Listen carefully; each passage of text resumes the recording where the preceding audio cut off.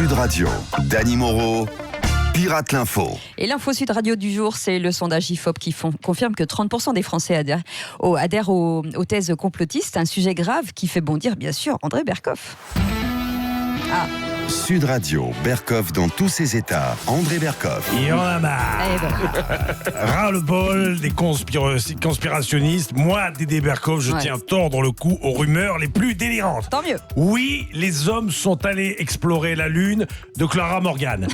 Et non, les traces blanches des avions dans le ciel ne sont pas des produits chimiques. Tout le monde sait que c'est de la crème chantilly.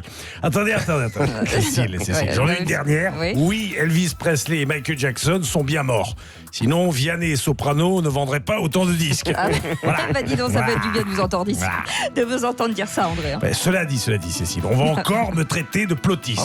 J'ai arrêté d'être complotiste. Mais comme par hasard, ce chiffre de 30%, ça n'étonne personne. Et qu'est-ce que vous allez encore insinuer là? Je ne comprends pas. Allez-y. 30 personnes, c'est justement la remise. 30%, pardon. Ouais. 30%, c'est justement la remise qu'on m'a faite sur ma dernière paire de pantoufles orthopédiques. Alors, je pose juste la question. Oui ou non, Donald Trump et le monde sont-ils aux ordres de l'oligarchie des chaussures Scholl? Voilà. Et tiens, Chantal là-dessous. Mais qu'est-ce que vous faites avec un aspirateur à la main, vous? Bonjour, c'est là-dessous. Mais tu vois pas, je fais la bonnie sur Internet. Hein. Ah bon? Depuis que Google a décidé de couper les roustons aux complotistes en planquant leur compte YouTube, je passe mes journées à faire le grand ménage sur la toile. Et il y a beaucoup de travail? Ah ouais, j'ai jamais autant bossé de ma vie. Hein. Rien que ce matin, j'ai déjà aspiré 50 fake news, 3 avortants de la diodosphère qui pensent que la Terre est aussi plate que la poitrine de Zazie, et un illuminé qui pense que Michel Drucker est un tricératops en pâte à modeler. Hein. Et donc ça signifie donc que toutes les vidéos complotistes sont supprimées de YouTube. Mais bien sûr que non, t'es malade. On les met juste sous le tapis. Parce que chez Google, c'est le marketing 2.0. Faire semblant d'avoir une éthique sans jamais oublier d'empocher du fric. Chantal. C'est le moment de retrouver notre ex-président préféré François Hollande et ses bons plans de week-end. Oui, bonjour à tous. Bonjour François. Ce week-end, dans les bons plans chiants de Fanfan, je vais au musée Grévin. C'est bien. Qui rouvre ses portes. J'ai vu, cette année, il y a les nouvelles statues du lapin crétin et Léa Salamé. Ça va être dur de les différencier. Les deux ont les dents qui rayent le parquet. Dit-on, François. Et cette semaine, vous avez déclaré d'ailleurs, j'ai vu venir les gilets jaunes. Et vous aviez donc anticipé ce mouvement lorsque vous étiez à l'Élysée, c'est ça? Oui. C'est ce que vous insinuez en tout cas. Oui, enfin non. C'est-à-dire, c'était juste les éboueurs qui passaient en bas de chez moi, ramasser les poubelles à 5h du mat avec leur camion qui fait bip, bip, bip quand ils reculent. Oui, d'accord. Manque de bol, ce jour-là, Emmanuel Macron et Emmanuel Valls n'étaient pas là. Oui, je suis un président, ne devrais pas dire ça, mais je m'en tape. J'ai toujours été écolo quand il s'agit du tri sélectif de mes anciens ministres.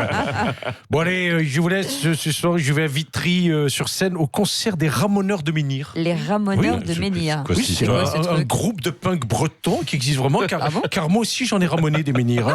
Oui, je sais, un président ne devrait pas dire ça, mais en ce moment j'ai les crocs. Et comme chaque vendredi, on retrouve le top de l'actu en chanson et on démarre avec Patrick Sébastien qui évoque avec poésie le référendum du président Macron.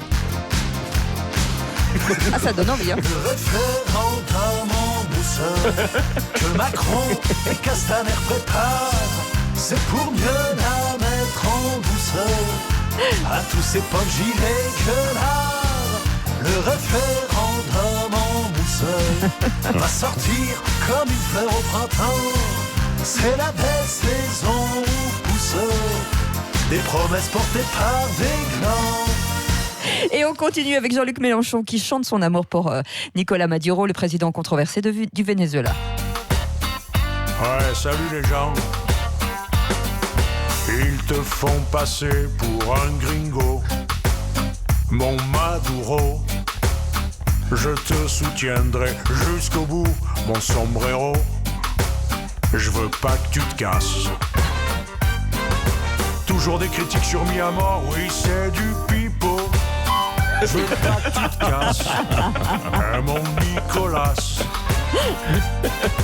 Pour les élections, je veux surtout pas de Guido. Je veux pas que tu te casses, Manuel Valls, mon Nicolas de Caracas. Voilà les gens. Merci beaucoup. Et pour conclure ce top de l'actu, on retrouve Joe Star qui se rebiffe contre la loi anti-casseurs et anti-cagoule votée cette semaine à l'Assemblée. Ouais gros, dégage Castaner Bazooka, bra bra. Une loi d'enfer qui jette un froid, quoi. Bonnet d'hiver enlève ça, quoi. Représente le hardcore des capuchons en direct de la manif. On se caille? Non, ça caillera. Mec, c'est Macron qui veut avoir ta peau. Il te prend la tête pire que le petit Sarko. Le nez dehors, il faut montrer ta trombine. Les gros bonnets dans le viseur de la carabine. Fait qu'une burqa, tu peux te balader peinard. Mais un foulard pour jouer Caco la Maya. On t'a prévenu, oui, ça te fout les boules. Tu peux mettre une chapka, pas ta cagoule. Sans ta cagoule, sans ta cagoule. C'est comme si tu mangeais des frites mais sans les moules. Sans ta cagoule, sans ta cagoule. C'est comme se faire un couscous mais sans la semoule.